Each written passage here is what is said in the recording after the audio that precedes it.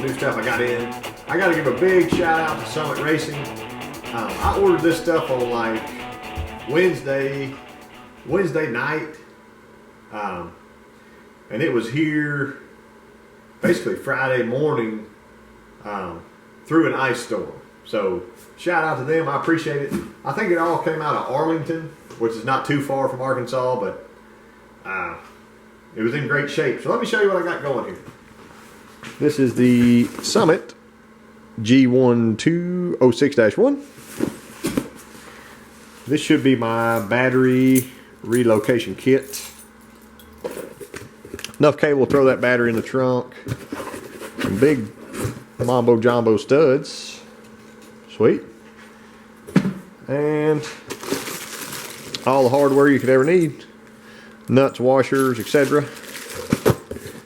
But yeah, this should be 1 gauge. So big nice ground wire. I can run it down to the frame, and that hot wire I'll run up to front of the car. I'll show you all that, what I got going for it. I went ahead and ordered this is just a pretty cheap battery box. It is by Noco. I think this thing was like 15 bucks or something. Typically I don't run a battery box because we don't have to at our tracks. But yeah, in the event that your car flipped over, it would be nice to have a battery box that's sealed and blah blah blah. But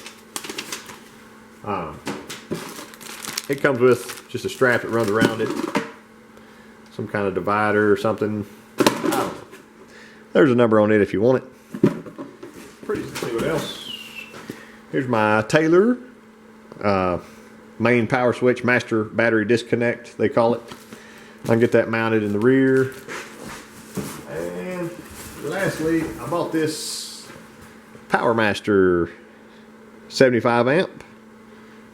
Let's see, 12 volts. So it says 75, 60 amp.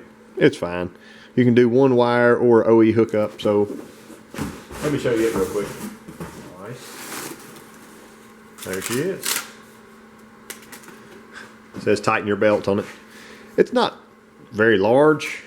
I don't know, a little bit smaller than a stock alternator. I want to say this was what they claim to be a racing alternator. Let me look at the packaging.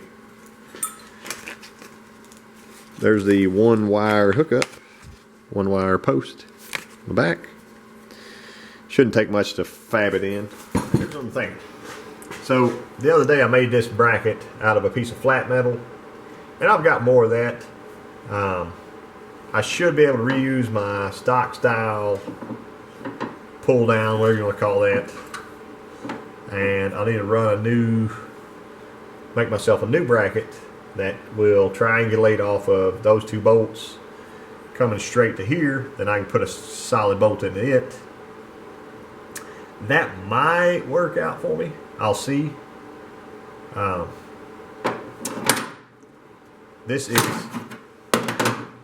is currently, there's a gap about a ½ inch behind here. Just get that belt to line up, which is fine. I might have to redo this bracket when I switch to the 408 engine. I don't know. I'll see. But currently, this is looking pretty good. I should be able to just make that bracket there and see how it works out. Alright, here we are back. I'm going to correct a little bit of what Duddy calls the Dodge owner wiring. Previous Dodge owner wiring.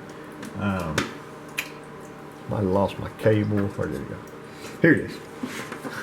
So from the hot cable, they went out of the hot cable into these two short battery cables, 1 and 2. I don't know why.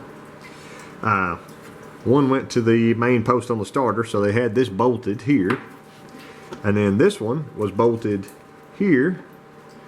So it was kind of like main power coming from the battery went through and hit this cable. This cable goes into my main switch panel inside.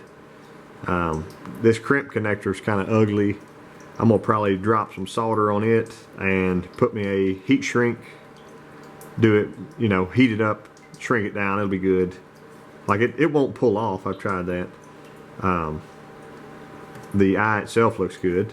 I'll probably reuse this black cable as a ground, just going from the engine block to the frame.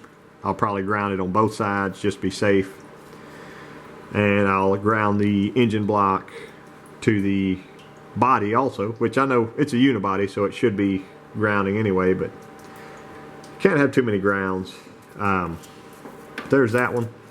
I'm gonna go ahead and cut this wire here and put a new eyelet on it that goes to the other post of the starter and just run it into here. So it looks like they just actually bypassed the starter solenoid altogether, where when you hit the key it will send fire to the starter, which is okay.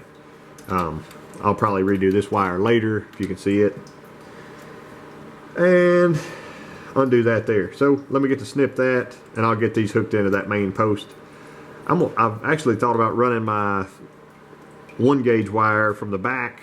If I come through here, I can hook it on, and then everything that I do will get its power from this section here. So let me get back with you in just a minute. So there's my wire coming from inside that goes to my big fuse switch panel.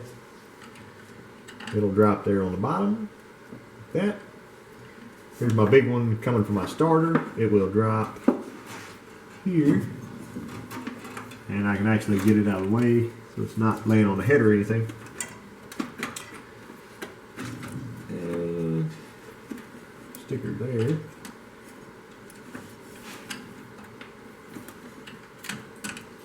So 1, 2. This one came from that way. And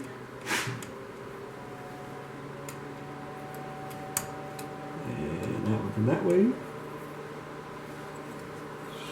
Such as that. And I'll give that to tighten up.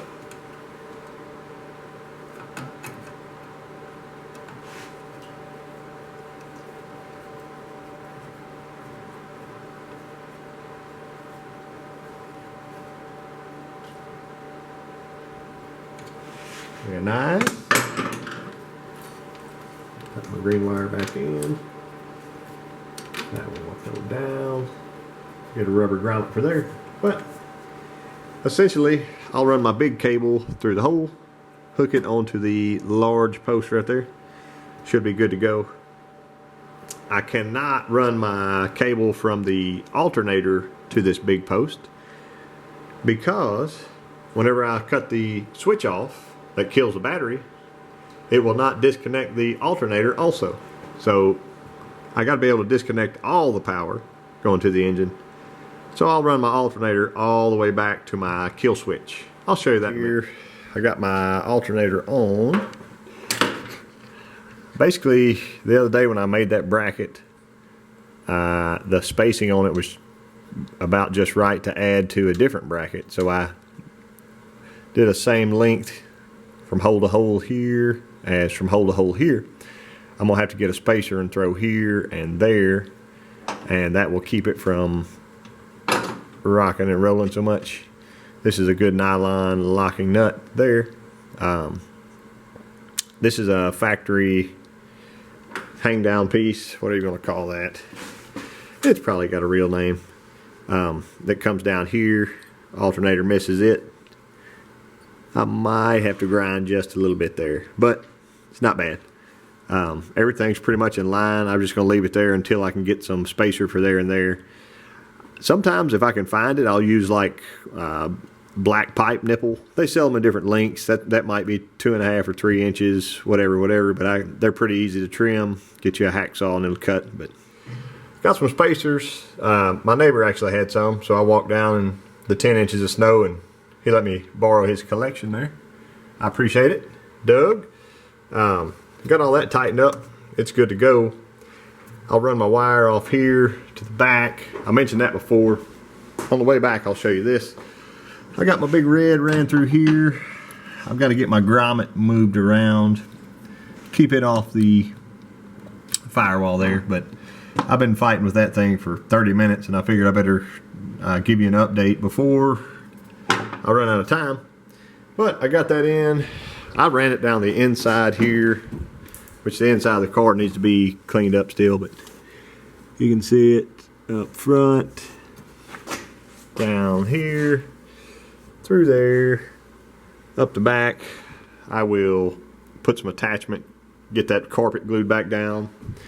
A lot of people run these under the car, attach it to the frame rail and all that. To me, it wasn't worth it. My conundrum right now, I'd like for my battery to go on the right rear, put a little bit more weight on this side, since my body weight will be there. A little more weight on the right side won't hurt anything.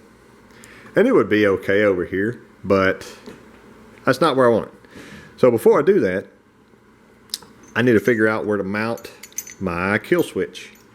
And I noticed this car is missing, the trunk lid is fiberglass. The back bumper, I've seen a lot of people mount them in the back bumper.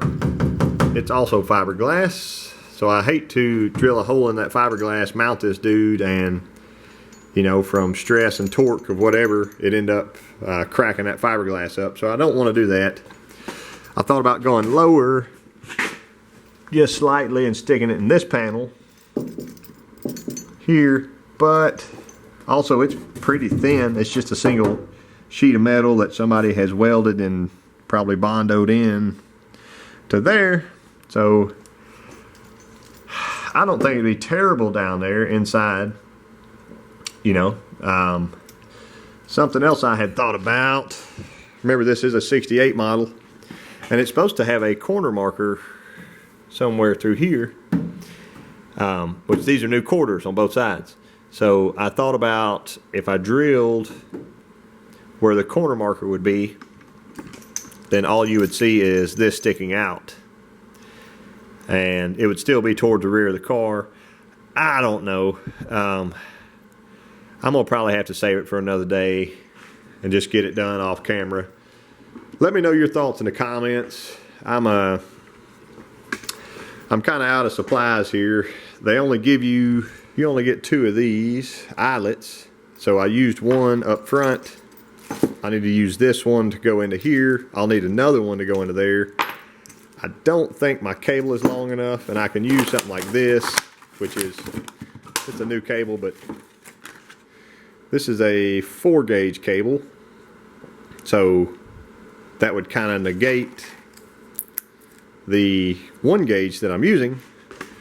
Right, so say my battery's over here, and I go from battery to my switch with 4-gauge, and then out of the switch with 1-gauge, that the smaller size, it would basically be like having the smaller size all the way through.